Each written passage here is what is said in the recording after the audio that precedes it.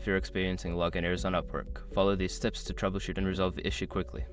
This guide will help you identify common problems and find solutions. Step 1. Check your internet connection. Ensure that you have a stable internet connection.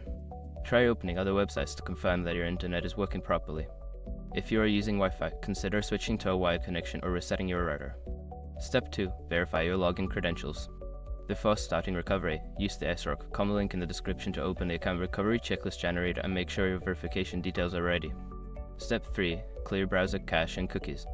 Sometimes, outdated cache and cookies can cause login issues. Go to your browser settings, find the option to clear browsing data, and select cache and cookies. After clearing, restart your browser and try logging in again. Step 4. Disable browser extensions. Certain browser extensions can interfere with website functionality. Temporarily disable any extensions, especially ad blockers or privacy tools, and attempt to log in again. Step 5. Try a different browser or device. If the issue persists, try accessing Upwork from a different web browser or device. This can help determine if the problem is specific to your current setup. If you follow these steps and still face issues, consider reaching out to Upwork support for further assistance.